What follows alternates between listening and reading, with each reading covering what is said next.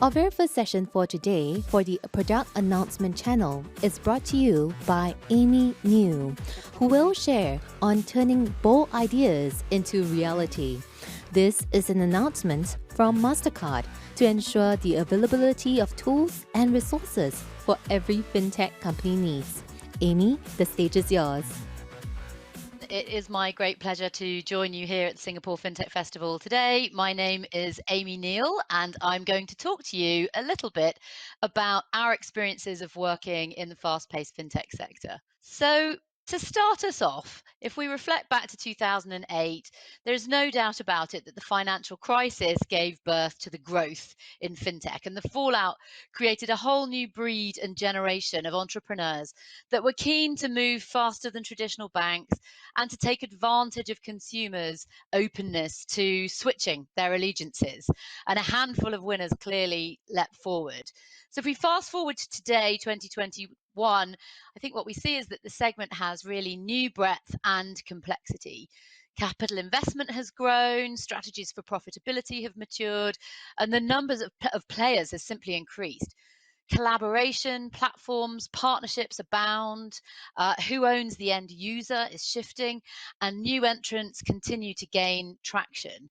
And on this slide, I think we really start to see, the figures are incredible in terms of the capital that's going into the segment, the projected growth of the segment, and also some of the statistics for how embedded fintech is really going to take hold and expand the types of player that enter fintech. So if we dig into that in a little bit more detail, it's clear that this year has seen an incredible capital deployment into fintech, with almost 200% year-on-year increase in venture capital dollars going into the segment. And the reasons for that abound. There are many reasons. So first of all, the macro environment, the world in which financial services and fintech resides is changing. We've got always on, very demanding consumers. The pandemic has driven new types of behavior, and supportive regulatory landscapes are really serving as a catalyst. Beyond that, we know that technology is changing and really powering growth and change in the fintech segment with smartphone penetration, but also 5G connectivity and a proliferation of cloud and API enterprise architectures.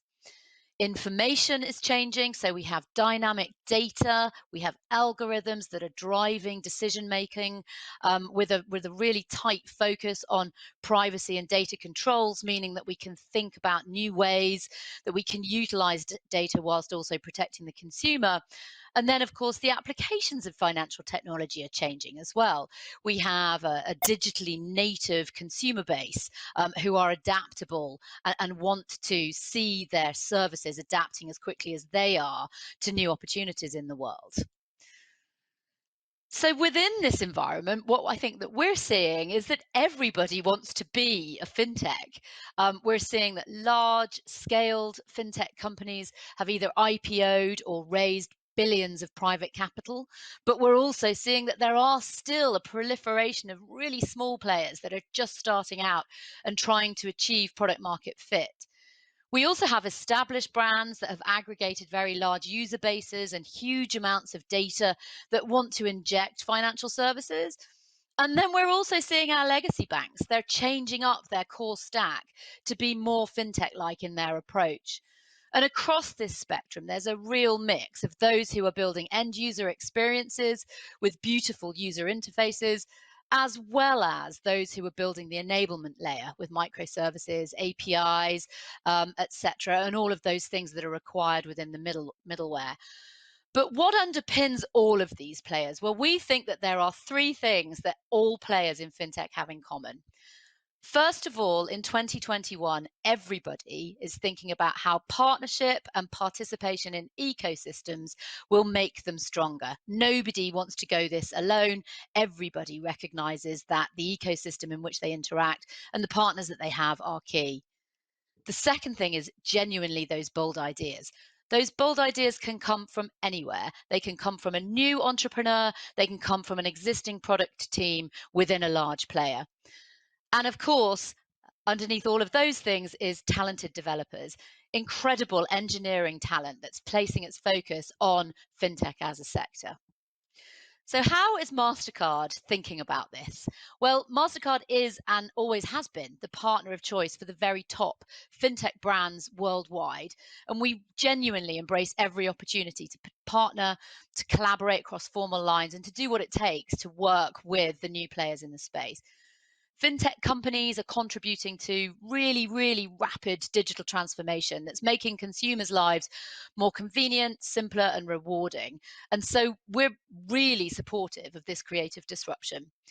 And the key to making fintech collaboration successful is to make sure that we deliver with a developer first mindset. And that means setting out to provide a best in class developer platform, ensuring all our APIs are published to a really high standard for easy integration into our partners' solutions. And that in doing that, we're enabling more customer choice. We're also facilitating interoperability between our products and our rails in a way that is inclusive, that is sustainable, and that is fundamentally digital. And we have a really joined up approach to make sure that we're engaging innovators, building new fintech propositions. And we know that those fintech ideas can come from companies large and small. So our focus is on providing fintech developers with everything that they need to build and launch incredible products and to grow scalable businesses. This focus has enabled us to collaborate with new players wherever they are in the world. Companies like Paycode, with whom we've partnered to increase access to financial services and government assistance for remote communities right across Africa. We're supporting fintech startups at the very earliest stages of their development, and we've been privileged to work with household fintech names from their very earliest days to their now global scale and unicorn status. And then we're also really focused on supporting players who are enabling others. Companies like Railsbank, with whom we've been able to work in locations across the globe to help other fintech startups get their products to market, all underpinned by our mantra of build, launch, and grow. So, how do we do this? Well, the Mastercard Developers Stack is a platform that's focused on providing fintech developers with everything that they need to build, launch, and grow. At the bottom of the stack, of course, we have our solutions. We have our Fintech Express framework for getting companies issuing a card as quickly as possible. We have new types of solutions for fintech players to be able to bring installments into market. We have open banking propositions. We have a completely robust set of solutions across payments, security, and data.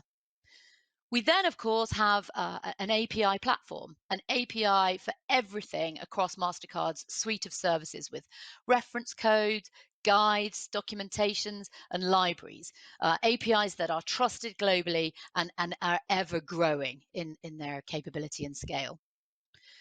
We have a global partner network.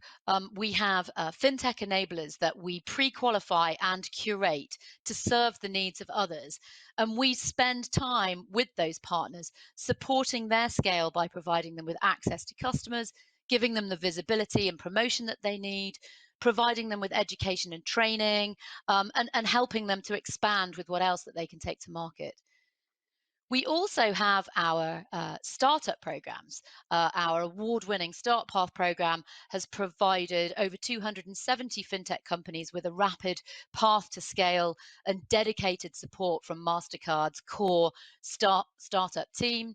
We've been privileged to support over 270 companies to go on to raise about $5 billion in capital after they've worked with MasterCard through our programs. And all of this means that we have this incredible global community of fintech players, customers, partners, and collaborators who we are enabling to engage with that network of peers to achieve what they want to achieve and to build really bold ideas. Thank you very much for your time today, and I hope that you enjoy this wonderful Singapore FinTech Festival.